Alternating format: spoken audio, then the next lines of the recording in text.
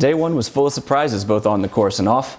My mic didn't work, sorry about that, but you know what? They told me the sun would rise tomorrow, and clearly it did. But I got a great show for you tonight. Nate Doss is going to be my co-host, and we've got some great stats and analysis coming up with Brian Henniger once again. And is anybody tired of hearing that guy Paul McBeth's name?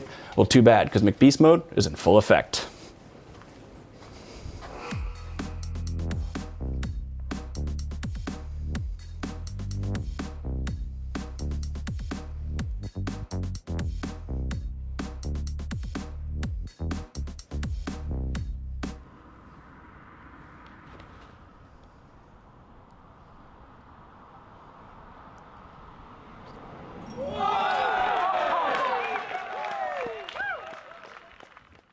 We are here at the hole 9 of the Beast with Paul McBeth. Paul, hole 9 today, what happened?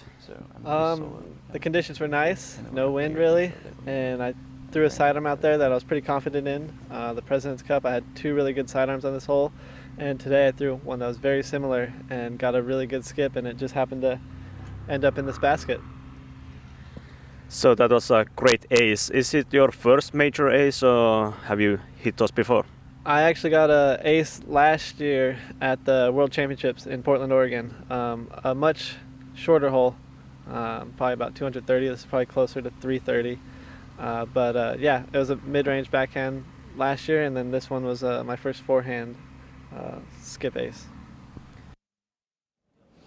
McBeth acing at another major. Who to be surprised after he shows up on the show last night and talks about his preparation. But our co-host tonight is another 3-time world champion. Yeah, that's right, that's a twofer. We're going to welcome my great friend, Nate Doss.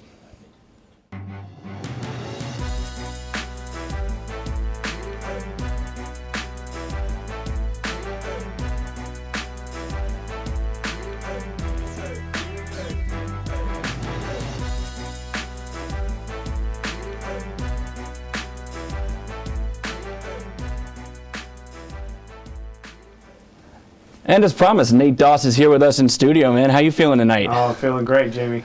About to spend some of that $220,000 career earnings, huh? I was just wondering where all that went, man. Disc golf is an expensive hobby to have when you travel the world like this guy right here. Indeed. And speaking of traveling the world, tell us about, you just went to Russia, of all places, with your wife, Val. How did that go? And first of all, how did that come to be? And it's an extremely long story, but to make it as simple as possible, people in Russia wanted disc golfers to come and teach. They asked the U.S. government there locally in Russia to bring some people over from the United States. They contacted the PDGA. They wanted 1 male, 1 female, and the PDGA graciously, selected me and Val, and it was really an unbelievable lifetime, life-changing experience, really. To go to a country like Russia, the biggest country in the world, by land mass. It was really cool, and a lot of people we came across had never even heard of disc golf before, and so we got to meet a lot of great people and a lot of people who love disc golf as well. All right, and I'm going to take 2 things from that. One is, if you want disc golf around, just ask the local government and you get Nate Doss. I'm going to try that back home sometime. Absolutely. And the second is, by being such a great ambassador to the game, or of the game, for the game, you get to travel to all these amazing places. Is there one memorable moment that you had an interaction with maybe a local person or just an experience that you'd love to share with us? Really my experiences have been, all across the board. The biggest thing I could ever say about traveling internationally is more the friendships that have been made. I have friends from Japan, from Finland, from Sweden, from Norway, from Denmark, from Germany. We've stayed at these people's houses. We've eaten dinner with them and their family. We've seen them have no kids, have 1 kid, 2 kids, 3 kids, and now their kids are up going to school. So, there's no one true story that I could give justice here in 10 seconds, but it's just the family and friends from around the world, and is really, one of the biggest honors for sure. It's one of the coolest things. We always say it. It's a colloquialism that we have in the sport, the disc golf family, but it really is so true. And, even in my short time, I've been able to experience that as well. And it's just fantastic. Tell us a little bit about you off the course as well. You are a bona fide home brewer, medal-winning home brewer. The team, both of y'all, are really good. How did you get into that? It's again, everything's a long story, but we had some craft beers around the world. You know, we've tried craft beer all over the world, and the United States is very big into it. And a friend of ours said, yeah, I brewed my own. I'm like, wow, that's pretty cool. Tried it with him once, loved the process, and really the way that I am as a person off the course. You asked that question. You know, I'm a builder. I grew up, you know, putting Legos together and putting puzzles together, and I really like the process of things. And brewing beer is almost exactly that way. You know, you have a start, you have a finish, and you kind of got to follow a process along, and that really sort of, you know, drove me to it. And I really needed a hobby. You know, I've been playing disc golf my entire life, and for the longest time it was a hobby until I started playing it as a profession. I needed something else to do, and brewing beer was a really fun hobby. And again, it brings people together. You know, you have a pint of beer at your house, stuff that you brewed is one of the greatest feelings for sure. And I have been lucky enough to have had some of the Doss's home brews, and they are top notch, I can tell you. Well, but thank you. none before show, but you know, after the show maybe. Of course, we'll see what yeah. happens. Well, peppering him with questions, and we've got some questions for some other disc golfers. Let's check out our question of the day. My worst score was a 23 on an island hole in Western Australia. I just emptied my bag, just kept going, and you know, I was frustrated, so I just pulled every single disc out and just threw it. The worst score on a hole I've ever taken is an 11 on hole 18 at De La Viega. I think it was 10 during European Championships 2010. My worst single hole result is 9 strokes. The beast hole, number 16, the island hole. My worst score was 9 on a BDGA Tour event in the UK. I had an 8 on 16 in 2013. All right, so I'm not nearly as high rated as any of these guys, so I'm not going to answer this question. I'm exempt being the host because I can do that. But Nate, how about you, man? What is your worst score? Well, I got to say that I was surprised to hear that McBeth had an 11 on 18 at De La Viega. I mean, I grew up there playing my entire life. I don't think I've ever heard of anybody taking an 11 there, but That's rough. my also worst score on any one given hole is an 11, and it was at the USDGC on hole 17. Wow. It's not the hole that you know. It was a different hole we used to play along the lake. Same rules applied, and I just could not get it on the island. Finally, I did. I tapped in for an 11, and you know, you lose a little piece of yourself right then, but it all worked out in the long run. So. I think the 3 World Championships kind of bring some of that back Right. in a little bit, but Absolutely. you know, there's plenty of people who have had their struggles on 17 at 11, even as recent as last year. That is a round maker. You can play 17 good holes and still not win a tournament there. Yeah, absolutely. It's pretty brutal. Well, speaking of good throws, bad throws, hole 16 was mentioned. We've got some great action from day one. I won't keep you in suspense any longer. Check out what happened today at the opening round of the European Open. Let's check it out.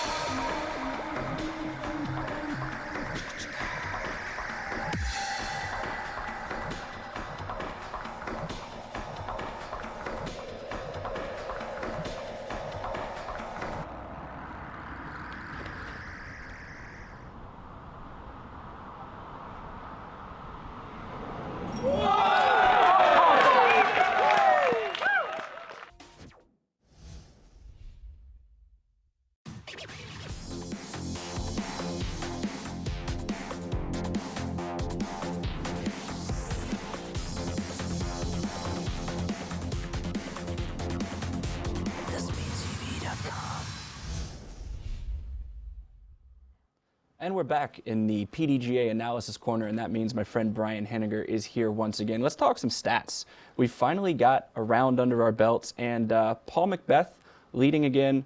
What a surprise. It's not often in a major event that you putt less times than there are holes to play. How about that? Well, we originally thought he had 17 putts. He actually had 19. He proved himself human. He missed 2 putts inside the circle. But his scorecard ended up with 10 birdies, an eagle ace, bogey-free. You got to say that the McBeast delivered on the plan he told us about last night. Keep it in bounds, putt well. He looks relaxed and confident, loves this event. The course is called the Beast, and he is the McBeast. And you can Good see... luck to the competition. Absolutely. When he's on, it is hard to catch. Even with carding 5 fours in the last 7 holes, he still manages to finish 2 ahead of Will Schustrick, who had a bogey-free 10-down round, by the way. Nothing to scoff at. And we've got some Finns in the mix. I wonder why. They must live close to the course or something. But Mikko Fear is throwing excellent at 8 down, and Ricky Wasaki's right behind him. Speaking of Will Schustrick, 10 birdies, no bogeys. How tough is it to play clean out here at the Beast? It's really, really difficult. We haven't looked at all the scorecards, but there's a good chance that only Paul and Will were bogey-free the whole round. Will finished second last weekend behind Paul at the Scandinavian Open. He's the 3-time U.S. champion, and he defeated Paul in extra holes at the USDGCs last October. So he definitely has a great shot. The other guy, looking at who's up at the top of the leaderboard, the other guy who's truly in the hunt is Ricky Wysocki. He's got 1039 player rating, which makes him the second highest currently. A few weeks ago, he won the prestigious Maple Hill Open, one of the biggest national tour events in Massachusetts. He's won in Japan before at the major event level. Look for those 3 dogs at the top all week long. Now, let's talk about the Euros as well. Let's talk about them.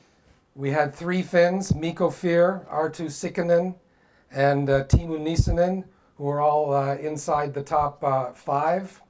And 2 of them are tied in a 3-way tie for 5th, so that's they're all in the top 7 shooters overall.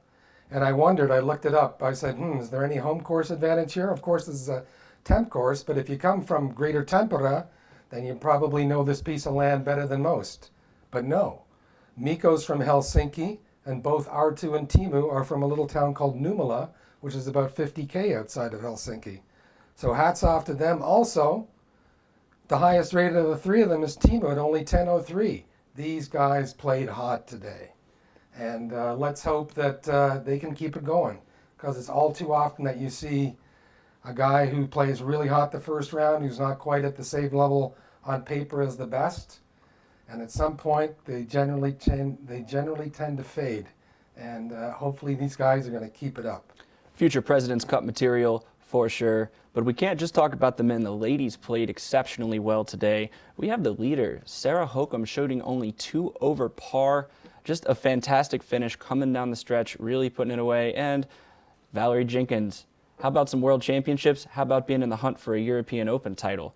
Another just great, phenomenal play. And what was really fun today was getting to watch one of the ladies, at least one lady, carded with all the other Open men. So you got to see a variety of different games, styles, power levels if you were at the course watching today. And, you can't sleep on Katrina Allen or Paige Pierce. They will come back to haunt these 2 at the top if they're not careful. And that really goes for both sides. Like you're saying, you can't sleep on this course. There's out of bounds everywhere. You have to control it. It's what Paul told us last night. Make a game plan, stick to it, and make your putts most of all. Well, the 4 ladies you mentioned are all previous world champions, so the cream has really risen to the top early. And Paige would be closer. She's 5 off the lead, 3 out of 3rd. She took a 9, a quintuple bogey on hole 18 to finish her round. But they said 30 seconds later she was smiling and laughing like she always does. And that's how a pro recovers and moves on from a real challenge and gets ready for the next round. Congratulations to Paige. Absolutely. And she'd be right up there with Val and Sarah, who just played a phenomenal round. You're talking about 2 birdies and 5 bogeys on a very long course. This course is designed for accuracy and power. You have to have both in a UC Maresma designed major level course, and these girls are showing they can hang with the best of them, the furthest throwers of them. Well, Foul 67 was built on 2 birdies and 5 bogeys. I mean, what that talks about, there's no doubles or triples on that scorecard at all, and that means she played really steady. You know who else had no doubles, no triples, no bogeys, and an ace? Some guy named Paul McBeth. Let's see what he had to say after his round. Paul, the whole round was a great success for you. So you finished with minus 12 under, which is the new course record. Can you discuss the round as a whole? Yeah, the round started out really good. I started out with a birdie on 1-2, had 2 pars back to back, but then I had I think 3 or 4 birdies in a row, and then this ace right here, which put me 8 under after the first 9 holes. And then 10 and 11, I got birdies to go 10 under through 11. And after that was kind of the struggle. My putts weren't looking too good all day. I was getting really good shots off the tee, really good up shots. And then the back, I think I had 5 4s in my final 7 holes, which, I mean, with that many mistakes, to still shoot the course record is promising. You know, looking forward to the next 3 days, but I'll definitely be hitting the putting green early tomorrow.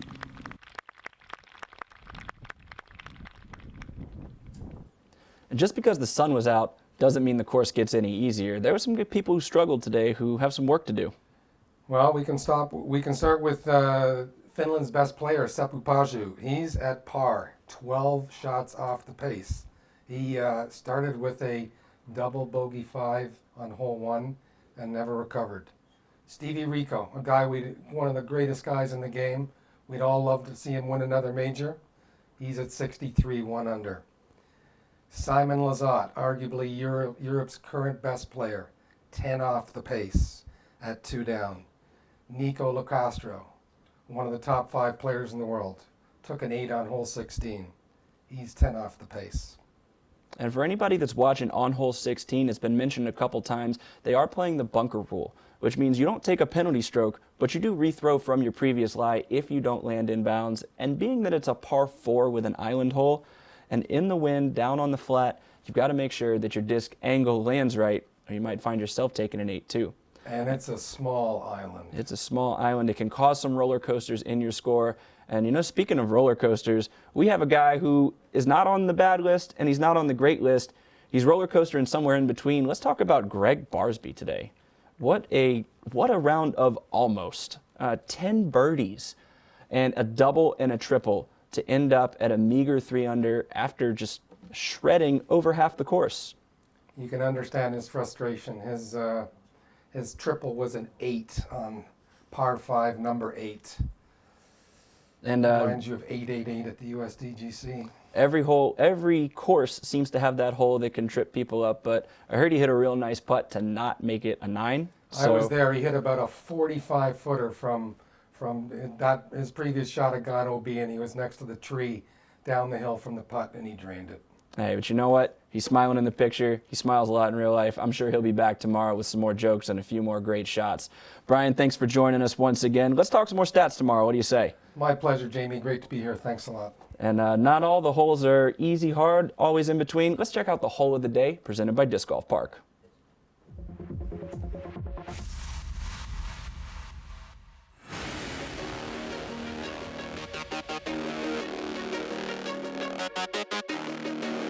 Hole number 3. It's first par 4 on the course, and actually the first hole you're going to play inside the Arboretum, which is the nice tree garden since 100 years. Hole is 155 meters long, so it's not that long, but it has a relatively good amount of trees, and there is a big guardian tree in front of you, so you need to navigate around it. And then you're going to face a nice sloping approach shot into the green. 155 meters, 509 feet, slightly downhill. I'm going to throw a star T-bird. Just keep it in the middle, set up a second shot for an easy 3.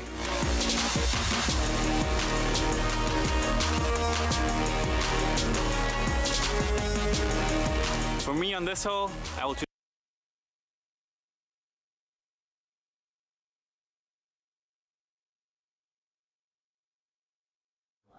All right, so we'll figure out what Simon has to say later. He's going to be on the show tomorrow. We'll ask him then. But for now, we have another world champion guest, somebody you know real well, I know real well. Let's welcome Dave Feldberg to the show.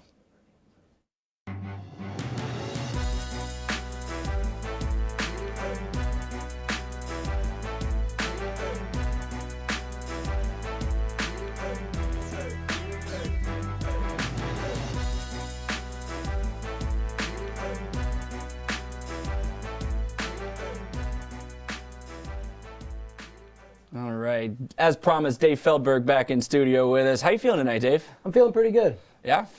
That champagne drink with a $361,000 in career earnings, what are you drinking out of that? I'm drinking the champagne that UC provides. Me and Nate, 7 times President Cup. 7-time President's Cup. We don't want to rub it in too much. The European players got enough of it last night, but let's talk about both of you guys getting to play in the President's Cup. What does that mean? It's something that very few people get to do. How many of you played in, first of all, and what's that experience like? Well, UC approached me a long time ago when I first started and said, hey, can you bring an American team and be the captain? And I used to just pick the team. And for the first few years, I always went with people like Nate and Avery and Val and players I knew, Climo. And then it became a qualification. And luckily, I've made the team every time. One time, I think I was captain's pick. Thanks, Avery Jenkins. And, me and Nate have been there all 7 times, the only 2 guys. Wow.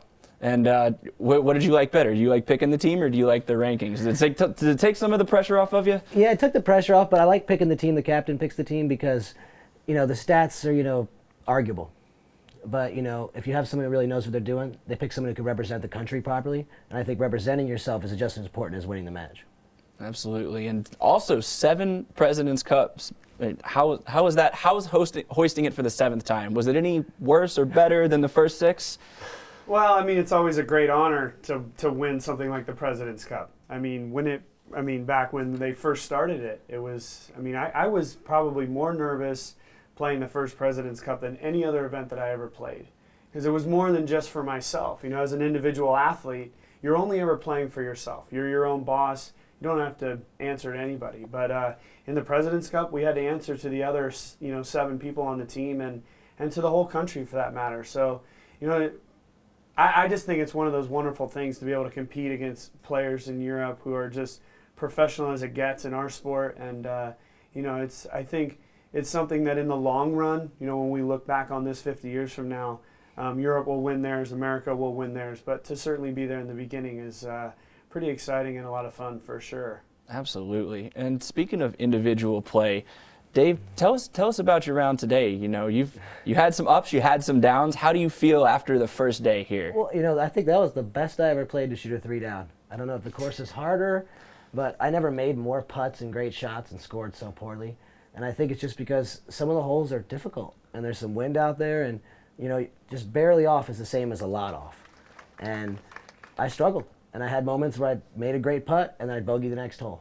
The clip that you guys showed of me earlier, I just came off of a 6 and a 5, and then I was able to bounce back and make that shot. And I think that's what it takes is the opportunity to keep sticking with it. And I realized, if you look at last time we played this tournament, I was in 34th after the 2nd round. And so this tournament, the way he's designed the course, if you just keep focused and you keep going the whole time and just trying to get under par, then you can get back to the top. And so I was a little disappointed if you saw me out there, sometimes really intense. But I know I still have a chance, and that's all that matters. I didn't lose the tournament on the first day.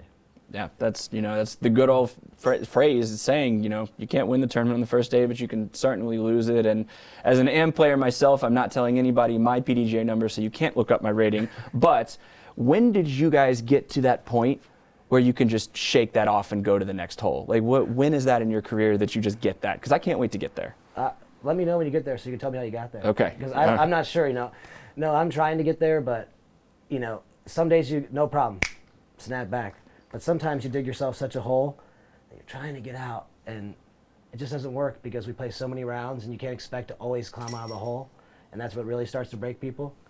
I just realized that the next time I go out, if I just show my skill, eventually it'll work for me. And I think that's where you start to graduate. You just have to know within that I'm capable and I can do it, and then you'll do it. That's pretty well spoken. You got to follow that up. Yeah, I think we as professional athletes, we always live on the fact that there's always tomorrow. Yeah. You know, I mean, you kind of have to be that way. You know, you can't put all your eggs in one basket because emotionally you're just not going to be able to get up the next day and do it all over again. You know, if Dave had shot at 12 under today, he would have to go through the same regiment that he's going to go through tomorrow. Yeah, sure, it might be a little bit easier, but there's always tomorrow. And so that's kind of what I think, you know, I don't know how Dave feels about it, but I'm sure he feels the same way. You know, you just kind of got to compartmentalize the entire tournament, 4 individual rounds. If you do something great, carry it on to the next day. If you don't, leave it behind you and move on forward. So, I mean, Dave last year or 2 years ago here at this same event was a great example. I mean, we were both way down the original leaderboard. I worked my way back up to make the top 16, but Dave worked his way all the way into the lead card. I mean, it's a perfect example that you just have to leave what happened the day before behind and move forward. And, me and Nate are playing tomorrow if you're watching at home, so watch for one of us to make that climb. Yeah. Definitely. Check it out. It'll be easy to get highlights of both of these guys playing on the same card. Yeah. Well, what's harder for you? Coming off of a fantastic round, hottest round you've ever shot, and following it up, or coming off of a terrible round and climbing out of that hole? Which is more pressure? Fantastic round. Coming off a fantastic round and keeping it up, at some point in your head, I say it sometimes like, can I keep going? Am I going to keep making every putt? Eventually, I've played so many times, I know I don't make every one. Is it coming? But when I shoot a really bad round, all I can think about is, I need to get back up there because this is our profession, and I can't just lay down and give up and say, hey, well, this tournament I'm just going to take 65th, because then I, can't pay the bills. I can't be the professional I am. Absolutely. And ups or downs, you both had some great shots, and sneak preview, you guys might show up in our next segment. Let's take a look at the top 5 shots of today. Top 5. Starting out at number 5, hole 2, KJ Nybo, star from Denmark, great outside the circle putt going in for the birdie. Jeremy Colling after a big forehand that skipped out of bounds and stayed out to save his 3. And then, hey, this guy's sitting right next to me. How about this shot? Right after a 6 and a 5, he says. Finding it, seeking right over the bushes, just over, peeks right through. And that's an easy putt for him right there. And hole 5. What are you thinking here? Hole 5, 2 from the woods. He's trying to make it look easy. And finally, the McBeast. Obviously, hole 1, ace. It's always nice when you don't have to putt. Easiest way to play the game. Good for your stats. Definitely.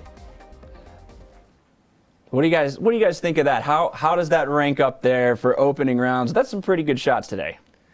Yeah, I mean, I didn't realize, hitting an ace is a big deal in a major. I mean, like he said, he's had 2, I've had 1. You've had that one against me at the 05 Worlds. Yeah, right. Yeah, I mean, that launched him into win a world title. And I mean, it does something for your ability. If you're honed in where you're going to make it into the basket off the drive, then you're not worried about making your putts. And I think that it does something like when I hit that ace 2 weeks ago at Maple Hill, and it went viral or whatever, something about that made me play good for the next week or 2. It just gives you this kind of, hey, I still got it. And I think that with that ace, he's going to be tough to catch. Yeah. Shout out to SportsCenter, #SC Top 10. We've got 2 of the guys that have been on ESPN this year right? with some aces in some really clutch scenarios. And I want to ask you both this question. Starting with Nate, you were the first. You started the floodgates, and people are just dying to see disc golf now, man. Like, what did that do for you? How did you feel after that experience? I mean, I was in the right place at the right time. That's all I say. I was lucky enough to hit an ace and somebody was filming it. The fact that it was on SportsCenter, that's just timing. This is the right time, the right place where, the internet is hungry for disc golf. People are hungry for disc golf. The right person works in the right place, and I think it was really pretty cool. For me personally, it was just a dream come true to be in the top 10 on SportsCenter. But for disc golf, I mean, you saw. At the Glass Blown, we had another one. Devin at the Masters Cup and Dave out there at the Maple Hill. I mean, who knows? When I heard McBeth, ace that hole, I thought, oh, SportsCenter. But it might not meant to be with. We didn't have good footage of it. But interesting fact about that hole with Paul, when we were playing yesterday, he said, oh, this is the hole that I haven't practiced at all. I'm like, how's that possible? He said, well, I get to 8 and I just walk to 11 or to 10. I'm like, what? And then in both shots yesterday at the President's Cup were ace runs. And so it doesn't surprise me when he got the ace today. Stick to the game plan is what he told us, but clearly didn't have a game plan. He probably didn't have a birdie game plan, so it ends up going in the basket instead. Right. But let's talk about, Dave, your ace at Maple Hill was one of the most ridiculous shots. And I'm talking to other professionals. I'm talking to my good buddy Patrick Brown back in San Francisco, and he couldn't believe it. I mean, were you trying to do that? Be honest. To be honest with you, I wasn't able to. First couple rounds I played the shot, I didn't commit to it enough, but to commit to it enough, it would have to make an ace run, the way the angle of the hole was. I was always coming out early, and I needed to get in the top 10. I was in about 10th place, and I wanted to play good, and it was really windy, and I'm not so good in the wind like Nate. And so I just said, commit, and I commit to it, and I look over, and the guy's filming it. And I was like, huh. He goes, sending it to SportsCenter. And I was like, really? And I just thought maybe they might mention it, 10th or something. But it went viral. I mean, I don't understand. I think Nate did open the gates because it's in 16 countries, aired it. It's on MSN. I don't know how it got so viral. It wasn't my greatest shot of my career. Maybe the greatest shot caught on tape. But like he said, it's the right time, the right place, and we know the right person at SportsCenter. Yeah. But I think it opened a lot of eyes. I mean, you wouldn't believe the kind of things. They're talking about one of us two having an ESPY possibly nomination. So wow. I haven't told Nate that yet. That's what they told me. So no, surprise on air. We do all kinds of surprises on the show. If you guys haven't figured that out yet, amazing for disc golf to get an ESPY nomination and continue. I mean, I think that if you notice from Nate's to my coverage, they started to respect us more slowly. The Oklahoman guy, then Devin Owens, and now they're talking about not this disc golf. They're like, let's go to the Disc Golf Maple Hill Open and see a good shot. And I think that's the difference is they're starting to recognize us as a sport, and that's all we ever wanted. Absolutely, and there's definitely no qualms about them recognizing a real sport over here in Finland with the great crowds and the great competition. Before we go on the next segment, Dave, I got to ask you, what's your plan for tomorrow? Your ups and your downs. How are you going to attack tomorrow? I'm going to do my slow climb. Me and Nate are going to go out there. We're going to battle, do our slow climb, and I just think that if I could take a couple strokes off the lead each day, like I did last time, I'll have a chance at the end, and that's all you can ever hope for. Like you said, he is the McBeast. He's a lot younger than I am and Nate, and he's in his prime. And I feel like we can run with him when we're playing well, and I think and hope that one of us will play well enough to make a run in the end. Absolutely. We're going to let Dave go get some sleep and start to catch McBeast. You're not that old that you need a nap yet, but let's make sure he gets to tee times on time and all that good stuff. And right now, let's kick it back from the archives in SpinTV. Let's watch one of the world's furthest throwers, another young gun, show us how he does it.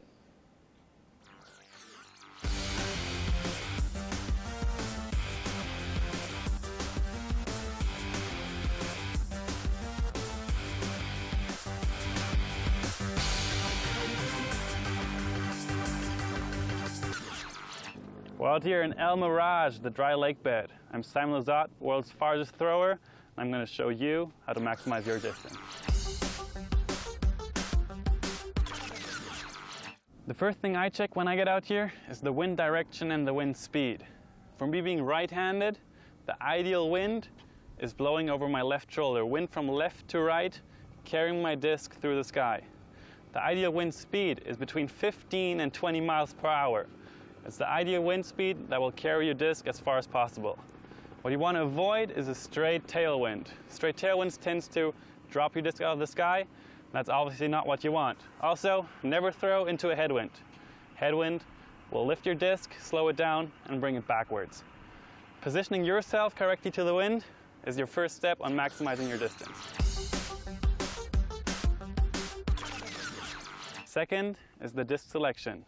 On the golf course, we're looking for straight to overstable distance drivers to give us more consistent results and put us straight down the fairway.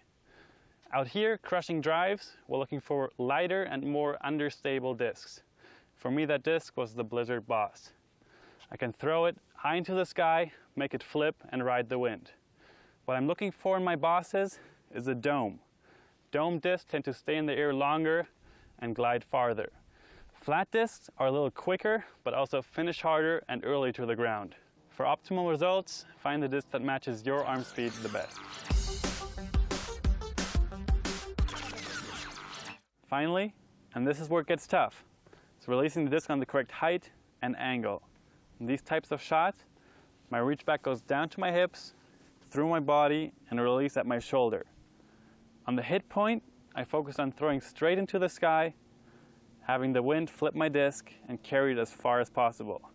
It's a really fine line between hitting that carry line, throwing a sky roller, or a stall-out flex shot. So don't get frustrated if you don't hit it every time. Me personally, I only hit it like 20% of the time. All we can do is do what we practiced and hope for the best.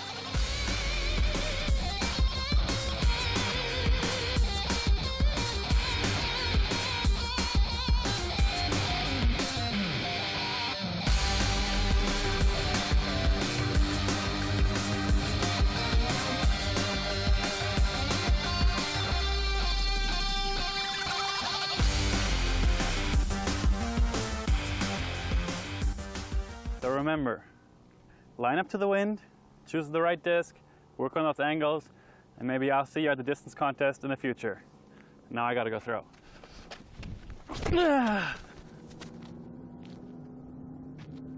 See ya later.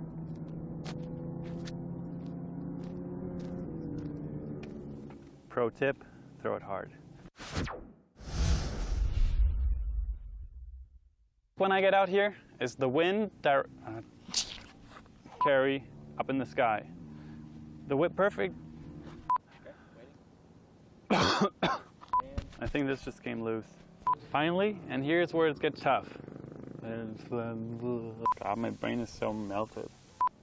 I just want to go throw. I'm so angry right now. Find the right disc and work out that. On these types of shots, can we do it in German? Maybe that'll be so much easier. For optimal results, you have to find the optimal. I'm gonna.